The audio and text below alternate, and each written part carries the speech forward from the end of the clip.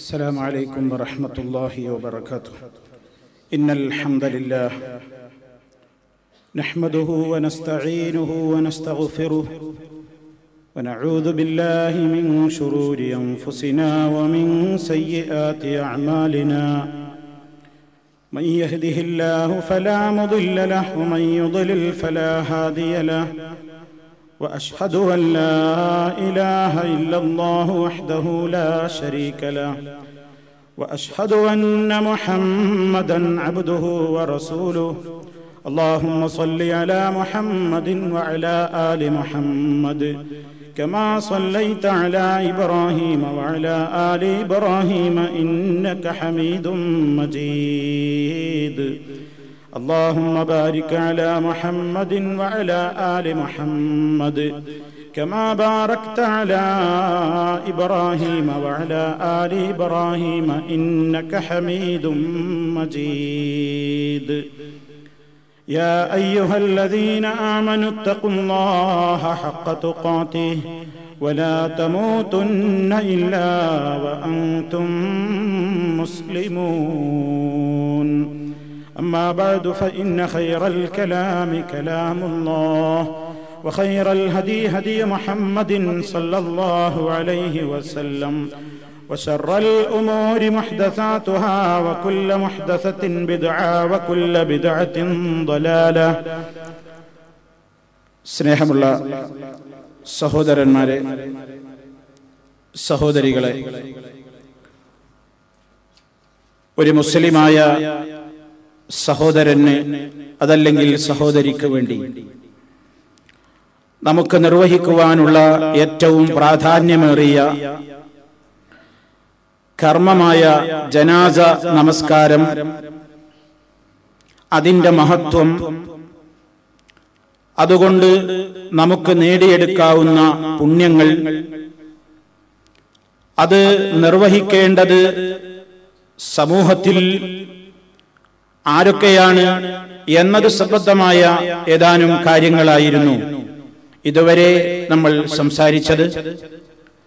ജനാസ നമസ്കാരവുമായി ബന്ധപ്പെട്ടുകൊണ്ട് തന്നെ ഏതാനും ചില കാര്യങ്ങൾ കൂടി നിങ്ങളുടെ ശ്രദ്ധയിൽപ്പെടുത്താനുണ്ട്. ജനാസ നമസ്കാരം 4 തക്ബീറുകളാണ് നമുക്കതിൽ നിർവഹിക്കുവാനുള്ളത്. 5 തക്ബീറുകളും 6 തക്ബീറുകളും 9 തക്ബീറുകൾ വരെ അനുവദനീയമാണെന്ന് അഭിപ്രായപ്പെടുന്ന പണ്ഡിതന്മാരുണ്ട്.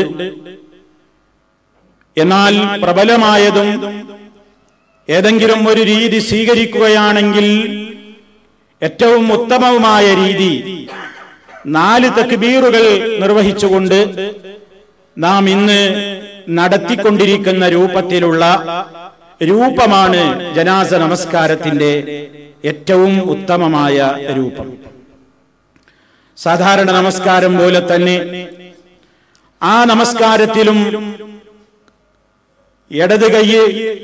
ഇടത് കൈയിന്മേൽ വലത് കൈ വെക്കൽ സുന്നത്തുണ്ട്. അത് മറ്റു നമസ്കാരങ്ങളിലേതുപോലെ തന്നെ നബി സല്ലല്ലാഹു അലൈഹി വസല്ലം അവിടുത്തെ നെഞ്ചിന്മേലാണ് കൈവച്ചിട്ടുള്ളത്. പൊക്കിളിന്റെ താഴെയോ അതല്ലെങ്കിൽ വയറിന്മേലോ അതല്ലെങ്കിൽ കഴുത്തിലേക്ക് കെട്ടിയോ അല്ല, നെഞ്ചിന്മേലാണ് നബി സല്ലല്ലാഹു അലൈഹി വസല്ലം അവിടുത്തെ കൈകൾ വെച്ചിട്ടുള്ളത്. അതുപോലെ തന്നെ എല്ലാ തക്ബീറിന്റെ അവസരത്തിലും കൈ ഉയർത്താവുന്നതാണ്. എന്നാൽ ആ വിഷയത്തിൽ ഒരു അഭിപ്രായ വ്യത്യാസം നിലനിൽക്കുന്നത്, ചില പണ്ഡിതന്മാര് പറയുന്നത് ആദ്യ തക്ബീറിൽ മാത്രമേ കൈ ഉയർത്തേണ്ടതുള്ളൂ, പിന്നെ ഓരോ തക്ബീറുകൾക്ക് വേണ്ടി കൈ ഉയർത്തേണ്ടതില്ല എന്ന് അഭിപ്രായപ്പെടുന്ന പണ്ഡിതന്മാരുണ്ട്. എന്നാൽ മഹാനായ അബ്ദുല്ലാഹി ഇബ്നു ഉമർ റളിയല്ലാഹു തആല അൻഹുമാ മഹാനവറുകളുടെ ചരിത്രം പരിശോധിച്ചാൽ നമുക്കറിയാം, അവിടുന്ന് നബി സല്ലല്ലാഹു അലൈഹി വസല്ലമിനെ ഇത്തിബാ ചെയ്യുന്നതിൽ വളരെ കണിശക്കാരനായതുകൊണ്ട്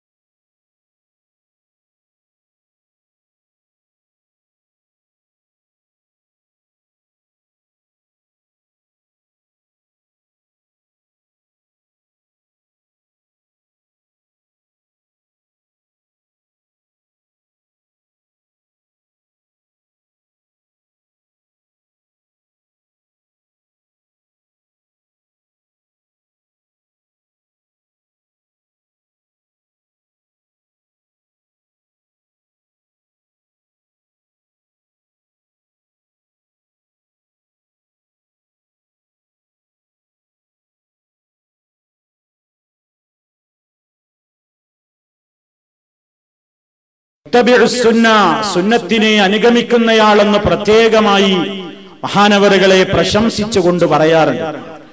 ആ നിലക്ക് സുന്നത്തിൽ കണിശതയുള്ള മഹാനായ ഇബ്നു ഉമർ റളിയല്ലാഹു തആല അൻഹുമാ, അദ്ദേഹം കാന യർഫഉ യദൈഹി അലാ കുല്ലി തക്ബീറത്തിൻ മിൻ തക്ബീറാത്തിൽ ജനാസ, ജനാസ നമസ്കാരത്തിലെ എല്ലാ ഓരോ തക്ബീറുകൾക്ക് വേണ്ടിയും കൈ ഉയർത്താറുണ്ടായിരുന്നു എന്ന് ഇമാം ബൈഹഖി റിപ്പോർട്ട് ചെയ്തതായി കാണാൻ സാധിക്കും. ഇബ്നു ഉമർ റളിയല്ലാഹു തആല അൻഹു എന്തായാലും അത് സ്വന്തം ഇഷ്ടപ്രകാരം ചെയ്യുകയില്ല, അതിനാൽ അത് പ്രവാചകനിൽ നിന്ന് പകർത്തിയതാണ് എന്നതിനാൽ ആ രീതി അനുവദനീയമാണ്. എന്നാൽ ആദ്യ തക്ബീറിൽ കൈ ഉയർത്തണം എന്ന കാര്യത്തിൽ ആർക്കും എതിരഭിപ്രായവുമില്ല. മറ്റു തക്ബീറുകളിൽ കൈ ഇങ്ങനെ അയച്ചു കെട്ടേണ്ടതുണ്ടോ എന്നതിലാണ് തർക്കം. അതാവാം. അങ്ങനെ ഇബ്നു ഉമർ റളിയല്ലാഹു തആല അൻഹു അങ്ങനെ ചെയ്തതായി ഇപ്പോൾ നിങ്ങൾ കേട്ടുകഴിഞ്ഞ ഈ ഹദീസിലൂടെ നമുക്ക് മനസ്സിലാക്കുവാനും സാധിക്കുന്നു. ഇനി ജനാസ നമസ്കാരത്തെ സംബന്ധിച്ചിടത്തോളം പ്രിയപ്പെട്ടവരെ, ഇന്ന് അധികം ആളുകളും അതിനെ സംബന്ധിച്ച് അശ്രദ്ധരാണ് എന്നത് ഖേദകരമാണ്. ഉറ്റവരുടെയും ഉടയവരുടെയും ഒക്കെ മരണം വരുന്ന നേരത്ത് മാത്രം അതിനെ സംബന്ധിച്ച് ആലോചിക്കുകയും അതെനിക്ക് സാധ്യമായില്ലല്ലോ എന്നതോർത്ത് മനസ്സിൽ വേദന തോന്നുകയും ഒക്കെ ചെയ്യുന്ന ഒരു സാഹചര്യമാണ് ഇന്ന് നിലവിലുള്ളത്. ഞാൻ എന്റെ പ്രിയപ്പെട്ട ശ്രോതാക്കളോട് ഏതവസരത്തിലും ഉണർത്താറുള്ളത് പോലെ ഇപ്പോഴും പറയുന്നു, നിങ്ങൾ ജനാസ നമസ്കാരം മറ്റു നമസ്കാരങ്ങളെ പോലെ തന്നെ കണിശമായി പഠിക്കേണ്ടതുണ്ട്. നമ്മുടെ ജീവിതത്തിൽ എപ്പോഴാണ് അതിന് അവസരം നമുക്ക് വരിക എന്നത് അറിഞ്ഞുകൂടാ. നമുക്ക് ചെയ്യാവുന്ന ഏറ്റവും വലിയ ഒരു സൽക്കർമ്മമാണത്. ഹബീബായ നബി സല്ലല്ലാഹു അലൈഹി വസല്ലം പറഞ്ഞില്ലേ, ഒരു ഖീറാത്ത് പ്രതിഫലമാണ് നമുക്കതുകൊണ്ട് നേടിയെടുക്കാനുള്ളത്. ഉഹദ് മലയോളം വലുപ്പം എന്ന് നബി സല്ലല്ലാഹു അലൈഹി വസല്ലം ഉപമ പറഞ്ഞ ഏറ്റവും പ്രാധാന്യമർഹിക്കുന്ന പുണ്യമുള്ള ഒരു കർമ്മമാണ് ജനാസ നമസ്കാരമെങ്കിൽ, ആ പ്രതിഫലത്തിന് പ്രിയപ്പെട്ടവരെ ഞാനും നിങ്ങളും യോഗ്യരാകണമെങ്കിൽ, അർഹരായി തീരണമെങ്കിൽ, അത് നബി സല്ലല്ലാഹു അലൈഹി വസല്ലം പഠിപ്പിച്ചതുപോലെ കണിശമായി അതിന്റെ ചിട്ടകൾ പാലിച്ചുകൊണ്ട് അവിടുന്ന് പഠിപ്പിച്ച രീതിയിൽ നിർവഹിക്കുവാൻ നമുക്ക് സാധ്യമാകേണ്ടതുണ്ട്. അതിന് നാം പ്രാപ്തരാകണം. ഇപ്പൊ എന്റെ ഈ ശബ്ദം ശ്രവിക്കുന്ന ആളുകൾ ഒന്ന് സ്വന്തം മനസ്സിനോട് ചോദിച്ചു നോക്കൂ, എനിക്ക് ജനാസ നമസ്കരിക്കാൻ അറിവുണ്ടോ? എത്ര ആളുകൾക്ക് അതേ എന്ന ഉത്തരം സ്വന്തം മനസ്സിൽ നിന്ന് കിട്ടും? സംശയമാണ്. ഞാൻ വെറുതെ പറയുകയല്ല. എനിക്ക് ജനാസ നമസ്കാരം അറിയാമോ എന്ന് എന്റെ മനസ്സിനോട് ഞാൻ ചോദിച്ചാൽ, അറിയാമെന്ന് ധൈര്യമായി എന്റെ മനസ്സെന്നോട് മറുപടി പറയുമോ എന്നതിൽ നിങ്ങൾ ഓരോരുത്തരും ആലോചിക്കുക. എനിക്ക് സാധ്യമാണോ? ചിന്തിക്കണം. എത്രയോ ആളുകളോട് ജനാസ നമസ്കരിക്കാൻ അറിയോ? അറിയാം. എന്താണ് അത്? ആ 4 തക്ബീർ. അതുപോലും അറിയാത്ത ആളുകളുണ്ട്. ഓർക്കുന്നു, ഒരിക്കൽ നമ്മുടെ നാട്ടിൽ ഒരു പത്രത്തിൽ മാനാഞ്ചിറയിൽ ഒരു നേതാവിന്റെ ജനാസ നമസ്കാരം നടത്തുന്നു എന്ന അടിക്കുറിപ്പോടുകൂടി കൊടുത്തത് സുജൂദ് ചെയ്യുന്ന ഫോട്ടോ ആയി പോയി. നമ്മുടെ പല ആളുകളുടെയും വിവരത്തിന്റെ സാമ്പിളാണ്.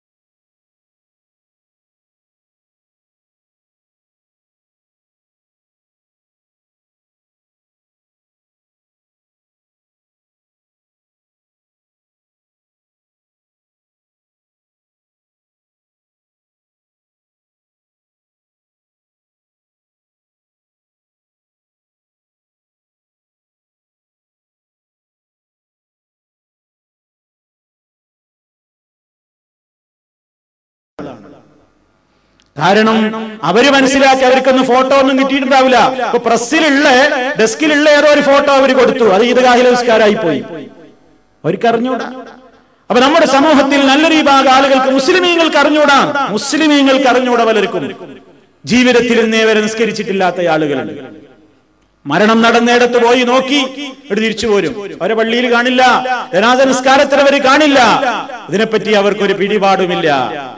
പിന്നെ പലയിടത്തും മറ്റു ഉറ്റവരും ഉടയവരും ഒക്കെ മരിച്ചാൽ നിർബന്ധിത സാഹചര്യത്തിൽ അവനും അണിയിൽ ചേർന്ന് നിൽക്കും. എന്നിട്ടോ അവനും നിസ്കാരത്തിൽ പങ്കെടുത്തു എന്ന് വരുത്തി തീർക്കും. വാസ്തവത്തിൽ ആ നമസ്കാരം നിർവഹിച്ച മനുഷ്യനോട് ചോദിക്കൂ, ഈ നിസ്കാരത്തിന്റെ കാതലായ ഭാഗം അതിലെ ദുആയല്ലേ? ആ ദുആ നിങ്ങൾക്ക് പറയാൻ സാധ്യമാണോ? ആ ദുആ നിങ്ങൾക്ക് അല്ലാഹുവിനോട് മനസ്സറിഞ്ഞുകൊണ്ട്, അതേ അതിന്റെ കൃത്യമായ മര്യാദകൾ പാലിച്ചുകൊണ്ട്, റബ്ബിന്റെ മുമ്പിൽ ഒരു ശഫാഅത്തായിക്കൊണ്ട് അല്ലാഹുവിനോട് ഈ ജനാസക്ക് വേണ്ടി തേടാൻ നിങ്ങളെ കൊണ്ട് സാധ്യമായിട്ടുണ്ടോ സഹോദര എന്ന് ചോദിച്ചാൽ അയാൾക്ക് എന്തുത്തരം പറയാൻ സാധിക്കും? നമുക്കെന്തുത്തരം പറയാൻ സാധിക്കും? ചിന്തിക്കണം. ഇന്ന് തന്നെ അത് അറിയാത്ത ആളുകളുണ്ടെങ്കിൽ പഠിക്കണം. എപ്പോഴും പറയുന്നതാണ്, ആരും അത് മറന്നു പോകരുത്. നമ്മുടെ മക്കൾക്ക് ആ സന്ദേശം പകർന്നു കൊടുക്കണം. സൂറത്ത് പഠിപ്പിക്കും പോലെ നമ്മുടെ മക്കൾ ഈ ദുആ പഠിക്കട്ടെ. ഞാനോ നിങ്ങളോ എപ്പോഴാണ് മൗത്താവുക എന്ന് നമുക്കറിയാമോ? നമുക്ക് ഏറ്റവും പ്രിയപ്പെട്ട നമ്മുടെ മക്കൾ, നമുക്ക് ഏറ്റവും പ്രിയപ്പെട്ട നമ്മുടെ മറ്റുള്ള ആളുകൾ, ആ നിലക്കുള്ള പ്രിയപ്പെട്ട ആളുകൾ അവര് നമുക്ക് വേണ്ടി നമസ്കരിക്കുന്ന നേരത്ത് അവർക്കതിന്റെ മര്യാദകൾ പാലിച്ചുകൊണ്ട് കൃത്യമായി നബി സല്ലല്ലാഹു അലൈഹി വസല്ലം പഠിപ്പിച്ചതുപോലെ ദുആ ചെയ്തുകൊണ്ട് നിസ്കരിക്കാൻ അവർക്ക് സാധ്യമാകണ്ടേ? അതിന് വേണ്ട വസിയ്യത്ത് കൊടുക്കണം, അതിന് വേണ്ട കൃത്യമായ പദ്ധതി നടപ്പിൽ വരുത്തണം. അതുകൊണ്ട് മക്കൾക്കത് എഴുതി കൊടുക്കുക. അതല്ലെങ്കിൽ അത് കൃത്യമായി എഴുതപ്പെട്ട ഏതെങ്കിലും കടലാസിൽ ഹർക്കത്തും പുള്ളിയൊക്കെ ഇട്ട് തെറ്റാതെ എഴുതിയിട്ട് മക്കളുടെ പോക്കറ്റിൽ വെച്ചു കൊടുക്കുക. മോനെ ഒഴിവുണ്ടാകുമ്പോ, മോളെ ഒഴിവുണ്ടാകുന്ന നേരത്ത് ഇത് പഠിച്ചു വരണം, ഇത് പഠിച്ചു വന്നാൽ നിനക്ക് ഇത്ര സമ്മാനമുണ്ട്. പ്രോത്സാഹിപ്പിക്കുക, അവര് പഠിക്കട്ടെ. അങ്ങനെ കൃത്യമായി പഠിക്കണം. ചെറുപ്പത്തിൽ നമ്മൾ പഠിച്ചു വെച്ച പ്രാർത്ഥനകൾ അത് കല്ലിൽ കൊത്തിവെച്ചതിന് സമാനമായി എവിടെയുണ്ടാകും. അതുകൊണ്ട് പ്രിയപ്പെട്ടവരെ, അറിയാത്ത ആരെങ്കിലും ഉണ്ടെങ്കിൽ ഈ ദുആകൾ വളരെ കണിശമായി തന്നെ പഠിക്കുകയും അതിന്റെ അർത്ഥസഹിതം പഠിക്കുകയും ചെയ്തിട്ട് നിസ്കാരത്തിന് നിന്നാൽ, അതല്ലേ നബി സല്ലല്ലാഹു അലൈഹി വസല്ലം പറഞ്ഞത്? അങ്ങനെ ആളുകൾ അല്ലാഹുവിനോട് ഈ മയ്യത്തിന് വേണ്ടി അതാ ദുആ ചെയ്യുമ്പോൾ അല്ലാഹു സുബ്ഹാനഹു വ തആല ആ ദുആ സ്വീകരിക്കാതിരിക്കില്ല. അത്ര വലിയ പ്രാധാന്യം. ഇപ്പൊ എല്ലാവരും മയ്യത്ത് നിസ്കരിക്കാൻ ആൾക്കാർ കുറേ ഉണ്ട്, ഒരുപടി ആളുകൾ മയ്യത്ത് നിസ്കരിക്കാണ്ട്. എത്ര എണ്ണത്തിന്റെ നമസ്കാരം സാധുവായി, എത്ര എണ്ണത്തിന് നമസ്കരിക്കാൻ അറിയാം? ഓരോരുത്തരും ചോദിക്കൂ. ഇതാ ഈ ശബ്ദം ശ്രവിക്കുന്ന പുരുഷനും സ്ത്രീയും എല്ലാവരും സ്വന്തത്തോടൊന്ന് ചോദിക്കൂ, അല്ലാഹുവേ എനിക്കറിയാമോ? എനിക്കൊരു ജനാസ നമസ്കരിക്കാൻ അറിയാമോ? ചോദിക്കണം സ്വന്തത്തോട്. എന്തിനു വേണ്ടി? ആത്മപരിശോധന.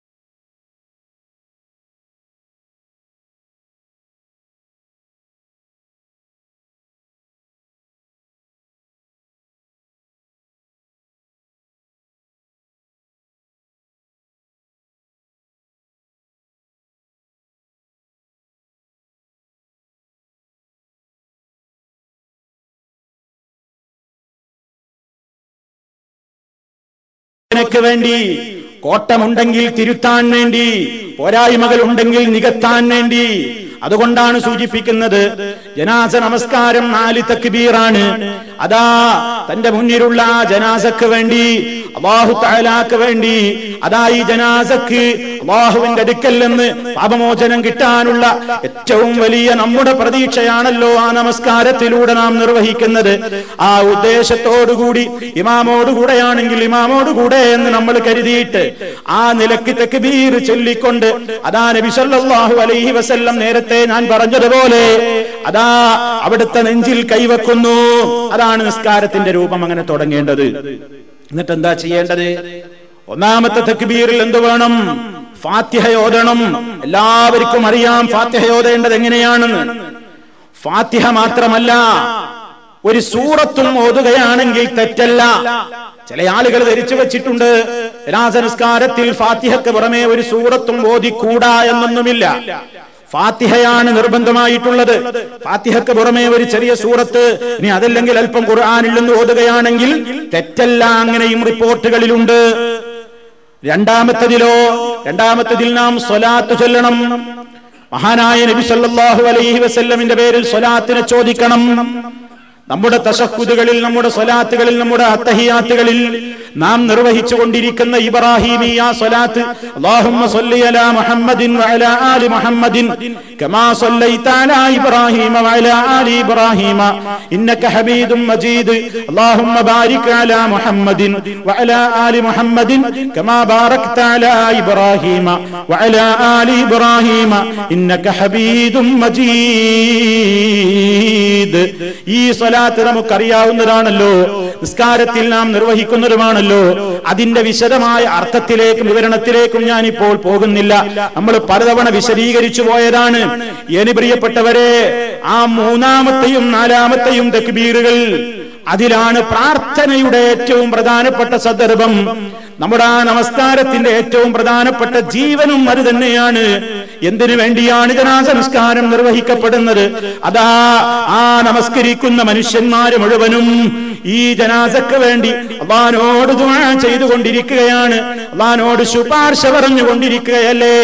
അതുകൊണ്ട് നബി സല്ലല്ലാഹു അലൈഹി വസല്ലം പറയുന്നു, ഇദാ സല്ലൈതും അലൽ മയ്യിതി ഫഅഖ്ലിസൂ ലഹു ദുആ.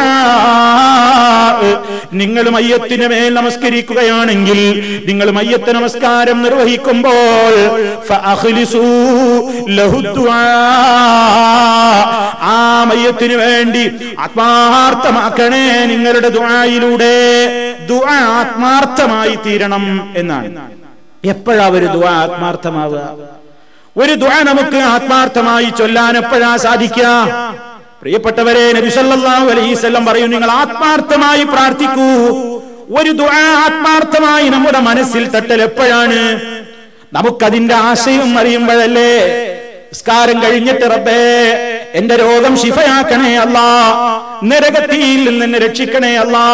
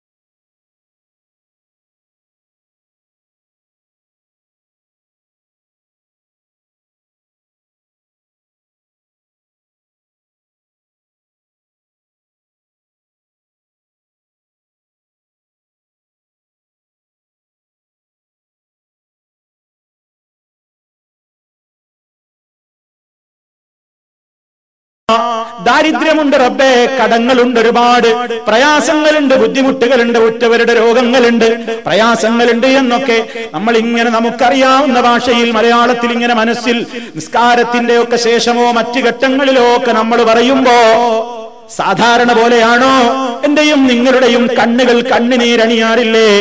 കണ്ണുനീരൊഴുകാറില്ലേ? എന്താണ് പ്രിയപ്പെട്ടവരെ കാരണം? ഞാനും നിങ്ങളും പറയുന്നത് നമ്മുടെ മനസ്സിൽ വല്ലാതെ കൊണ്ടുപോയി, നമ്മുടെ മനസ്സിലത് വല്ലാതെ തട്ടിയിട്ടുണ്ട്. എന്റെ പ്രയാസം ഞാൻ എന്റെ മനസ്സറിഞ്ഞ് എന്റെ റബ്ബിനോട് തുറക്കുമ്പോ ആരും അറിയാതെ എന്റെ കരള് പൊട്ടുന്നു, എന്റെ കണ്ണുനീരൊഴുകുന്നു. ആനറിയാതെ എന്റെ കണ്ണുകൾ ഞാൻ എന്റെ കൈ കൊണ്ട് തുടക്കുന്നു. കാരണം എന്തെന്നല്ലേ? അതെന്റെ മനസ്സിനെ വല്ലാതെ സ്വാധീനിച്ചു പോയി. കാരണം എന്റെ റബ്ബിനോട് പറഞ്ഞത് ഞാൻ അറിഞ്ഞു. അതെന്തേ ആത്മാർത്ഥത വരാൻ കാരണം? നമ്മളത് അറിഞ്ഞതാണ്. അപ്പൊ മയ്യത്ത് നമസ്കാരത്തിൽ നാം ദുആ ആത്മാർത്ഥമാക്കുക എന്ന് പറഞ്ഞാൽ അല്ലാഹുവിനോട് നമ്മൾ ആ ചോദിക്കുന്ന ദുആയിലൂടെ എന്താണ് ഞാനും നിങ്ങളും റബ്ബിനോട് ആ പറഞ്ഞുകൊണ്ടിരിക്കുന്നത് എന്ന് അറിഞ്ഞാലല്ലേ ആത്മാർത്ഥമായി കൊണ്ട് നമുക്കത് പറയാനൊക്കൂ. അതല്ലേ അതിന്റെ ഇഖ്ലാസിന് ഏറ്റവും പ്രധാനപ്പെട്ട ഹേതുവായി വർദ്ധിക്കുക. അതുകൊണ്ട് ചിന്തിക്കുക. നബി സല്ലല്ലാഹു അലൈഹി വസല്ലം പ്രാർത്ഥിച്ച പ്രാർത്ഥന കേട്ടോളൂ. ഔഫ് ഇബ്നു മാലിക് റളിയല്ലാഹു തആല അൻഹു പറയുന്നു, صلى رسول الله صلى الله عليه وسلم على جنازة فحفظت من دعائه وهو يقول. ഔഫ് റളിയല്ലാഹു തആല അൻഹു പറയാണ്, അല്ലാഹുവിന്റെ റസൂൽ ഒരു ജനാസക്ക് വേണ്ടി നമസ്കരിച്ചു. ഫഹഫിളതു മിൻ ദുആഇഹി, അവിടുത്തെ ദുആയുടെ കൂട്ടത്തിൽ നിന്ന് ഞാൻ മനപ്പാഠമാക്കി. വഹുവ യഖൂലു, അവിടുന്ന് പറഞ്ഞത് എന്താണ്? അല്ലാഹുമ്മഗ്ഫിർ ലഹു വർഹംഹു വആഫിഹി വഅഫു അൻഹു واكرم نزله ووسع مدخله واغسله بالماء والثلج والبرد ونقه من الخطايا كما ينقى الثوب الأبيض من الدنس وأبدله دارا خيرا من داره وأهلا خيرا من أهله وزوجا خيرا من زوجه وأدخله الجنة وأعذه من عذاب القبر ومن عذاب النار. ഈ ദുആയാണ് ഞാൻ മനപ്പാഠമാക്കിയത്. ഈ ദുആയാണ് അല്ലാഹുവിന്റെ റസൂൽ ഇങ്ങനെ പറയുന്നത് ഞാൻ ശ്രദ്ധിച്ചു പഠിച്ചത്. ഇത് ഒരിക്കൽ നബി സല്ലല്ലാഹു അലൈഹി വസല്ലം ജനാസക്ക് വേണ്ടി നിസ്കരിക്കുമ്പോ അവിടുന്ന് ഇങ്ങനെ ചൊല്ലുന്നത് ഞങ്ങൾ കേട്ടപ്പോ, നോക്കൂ, ജനാസ നിസ്കാരത്തിൽ ഉറക്കെ പറയേണ്ട നിസ്കാരമല്ല, പക്ഷേ പഠിപ്പിക്കേണ്ട ആവശ്യാർത്ഥം നബി സല്ലല്ലാഹു അലൈഹി വസല്ലം ചില ദുആകളൊക്കെ ഉറക്കെയാക്കിയിട്ടുണ്ട്. സ്വഹാബത്ത് അങ്ങനെ പഠിച്ചിട്ടുമുണ്ട്. ഈ ദുആ കേട്ടപ്പോ ഔഫ് റളിയല്ലാഹു തആല അൻഹു പറയാണ്, ഹത്താ തമന്നൈതു, ഞാൻ വല്ലാതെ കൊതിച്ചുപോയി, ഞാൻ വല്ലാതെ മോഹിച്ചുപോയി, അന്നകൂന അനദാലിക്കൽ മയ്യിത്തു, അല്ലാഹുവിന്റെ റസൂൽ ഏതൊരു മയ്യത്തിന് വേണ്ടിയാണോ ഈ പ്രാർത്ഥന ഇപ്പോൾ നിർവഹിച്ചത്, ആ മയ്യത്ത് ഞാനായി തീർന്നെങ്കിൽ എന്ന് ഞാൻ കൊതിച്ചുപോയി. എന്തേ അങ്ങനെ സഹാബി കൊതിക്കാൻ കാരണം? എന്താണ് ഈ പ്രാർത്ഥനയിൽ ഇത്ര വലിയൊരു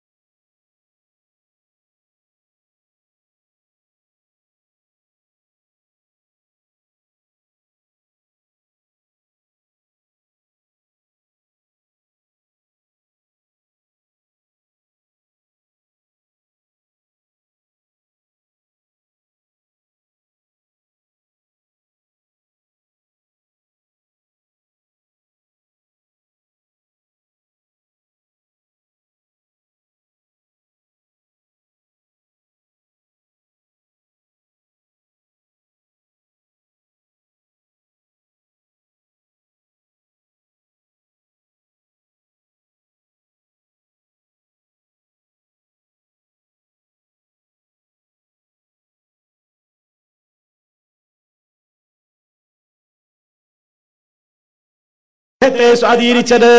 നോക്കൂ നിങ്ങൾ, നമ്മുടെയും മനസ്സിനെ സ്വാധീനിക്കും. നമുക്കും ഇഖ്ലാസോടെ അത് ചൊല്ലാനാകും. എപ്പോൾ അത് ചൊല്ലാനാദ്യം പഠിക്കണം, അക്ഷരങ്ങൾ പഠിക്കണം, അതിന്റെ ഹർക്കത്തുകൾ തെറ്റാതെ പഠിക്കണം, അതിന്റെ അർത്ഥം പഠിക്കണം, ആശയം പഠിച്ചു വെക്കണം. എങ്കിലേ നമ്മുടെയും മനസ്സിൽ അങ്ങനെ തോന്നൽ വരികയുള്ളൂ.